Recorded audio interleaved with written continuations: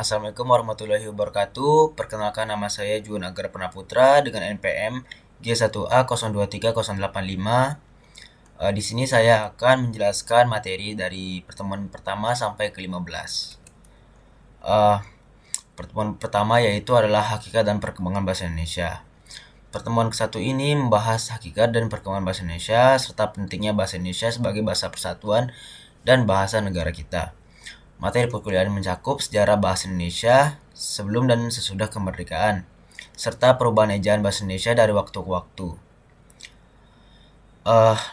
Mengungkapkan pikiran secara lisan dan tulisan dengan menggunakan kaidah bahasa Indonesia yang baik dan benar adalah yang diharapkan untuk dari materi pertemuan persatu ini.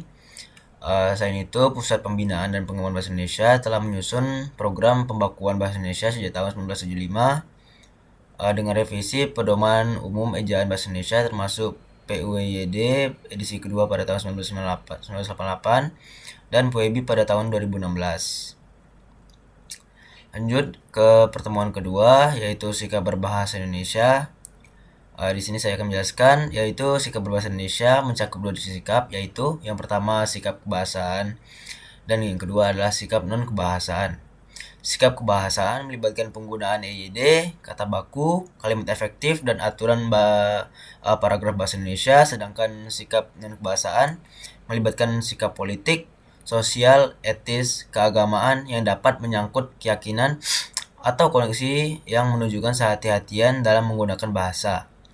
Tidak senang melihat orang lain memakai bahasa yang serampangan, serta berusaha menambah pengetahuan tentang bahasa tersebut. Komponen sikap bahasa meliputi komponen kognitif, afektif, dan konatif yang berkaitan dengan pengetahuan dan penilaian serta perilaku terhadap bahasa. Lanjutnya kita pertemuan ketiga yaitu teks dalam kehidupan akademik untuk penanaman nilai dan hakikat bahasa Indonesia sebagai penghala ilmu pengetahuan.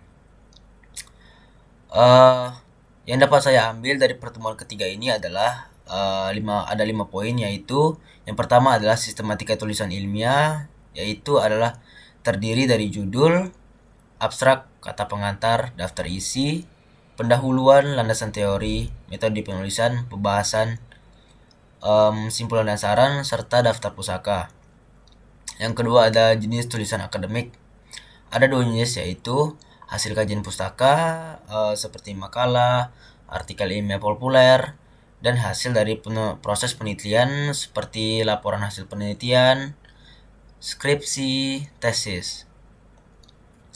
Selanjutnya ke pertemuan ketiga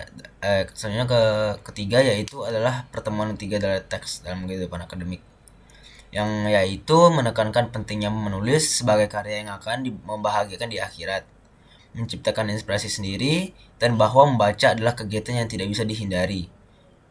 Bentuk tulisan akademik meliputi makalah, artikel ilmiah populer, berita, biografi, buku teks, buku ajar, modul, buku panduan, praktikum, laporan hasil penelitian, skripsi, tesis, disertasi, artikel jurnal, buku referensi, monograf.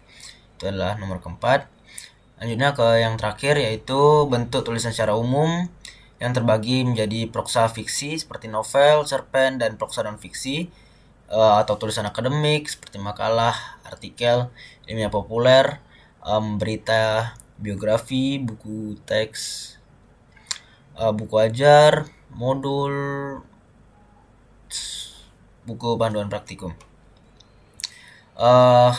Selanjutnya aku akan membahas ke pertemuan keempat, yaitu pertemuan keempat ini membahas kemampuan mahasiswa dalam menjelajahi dunia pustaka dari berbagai referensi sumber digital, seperti Mendeley, Crossref, dan situs-situs lainnya. Dokumen juga menjelaskan tentang Mendeley Desktop, yang dimana di PDF terdapat Mendeley Reference Manager serta fitur-fitur yang dimilikinya. Selain itu terdapat contoh penggunaan Mendeley dalam membuat latar belakang karya tulisan ilmiah KTI. Pada pertemuan kelima ini berisi tentang pentingnya presentasi ilmiah sebagai keterampilan berbicara di depan umum untuk mencapai gagasan atau mendapat hasil dari temuan penelitian, pemikiran kritis, atau informasi dalam dunia akademik dan pendidikan. Presentasi ilmiah melibatkan komunikator, media yang digunakan, dan audiens. Presentasi ketika audiens memahami apa yang disampaikan dan terinspirasi untuk langkah yang terbaik. Sebaliknya, presentasi yang buruk terjadi ketika komunikator tidak mampu menjelaskan pesan dengan baik dan tidak mengoptimalkan media yang digunakan.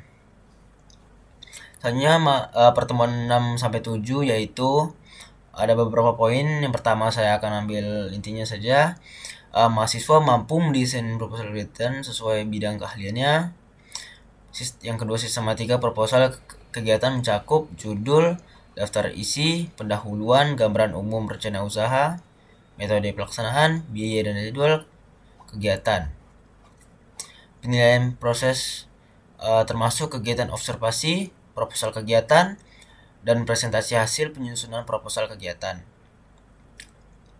Selanjutnya, hakikat proposal kegiatan adalah rencana kegiatan yang dituliskan dalam bentuk rancangan kerja untuk dilaksanakan dalam bentuk kegiatan membuat produk atau jasa yang diajukan kepada pihak tertentu untuk memperoleh pembiayaan. Selanjutnya, menyusun perencanaan objek, menyusun jadwal proyek, pelaksanaan observasi, membuat proposal kegiatan, melaksanakan proyek, menyusun proposal kegiatan. Yang terakhir yaitu pembentukan kelompok kerja, penyusunan proposal kegiatan, observasi lapangan, penyamanan persepsi, presentasi proposal kegiatan. Selanjutnya pada pertemuan ke-8 kami melaksanakan ujian tengah semester. Lalu pada pertemuan ke-9 kami melaporkan dan mempresentasikan hasil dari kegiatan program BMW atau PKM yang kami lakukan. Selanjutnya pada pertemuan 10-15 ini membahas tentang hakikat penelitian, metode penelitian, penelitian yang baik, siklus proses penelitian, perkembangan metode penelitian, jenis penelitian kuantitatif, kualitatif, dan campuran serta sistemasi proposal kegiatan proposal penelitian kuantitatif, penulisan karya ilmiah yang harus mengikuti kaidah ilmiah, dan menggunakan bahasa tulis yang benar dan baku. Terdapat teknik penulisan seperti kutipan langsung atau tidak langsung, penulisan daftar pustaka, catatan pustaka, dan format penulisan ilmiah. Daftar pustaka harus mencantumkan nama penulis, tahun terbit, judul buku, kota terbit, dan penerbit. Kutipan harus diintegrasikan dengan teks dan diberi nomor urut jika menggunakan catatan kaki. Penulisan karya ilmiah juga harus memperhatikan format kertas, jenis tulisan, spasi, dan penomoran yang sesuai. Sistematika proposal, penelitian kualitatif, kuantitatif, pengembangan, dan tindakan kelas meliputi pendahuluan, landasan teori, metodologi penelitian, hasil penelitian, dan pembahasan, serta simpulan dan saran.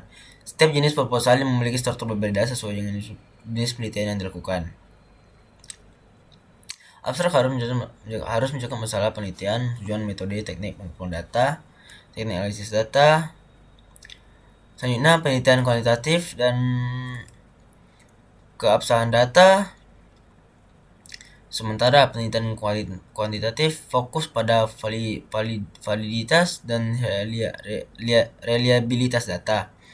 Penelitian, pengembangan, dan tindakan kelas memiliki tahapan khusus dalam metodologi penelitiannya, yaitu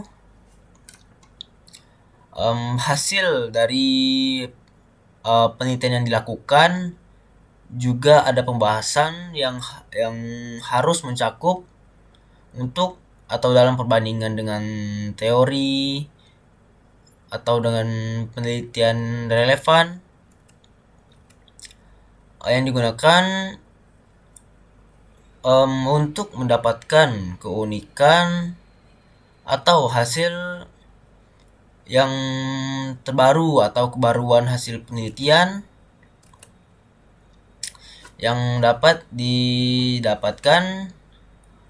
Lalu banyak kesimpulan dan saran yang harus diberikan atau memberikan rekomendasi untuk dilakukannya penelitian lanjutan serta memberikan selain rekomendasi untuk peneliti lanjutan, kita harus memberikan yang pasti adalah kebaruan, yang pasti juga adalah simpulan dasaran. Selanjutnya juga penelitian yang relevan. Baik, segitu saja yang dapat saya sampaikan pada kali ini. Apabila ada kata-kata yang saya kurang berkenan, saya mohon maaf. Pada Allah saya mohon ampun. Wabillahi taufiq wal hidayah. Wassalamualaikum warahmatullahi wabarakatuh.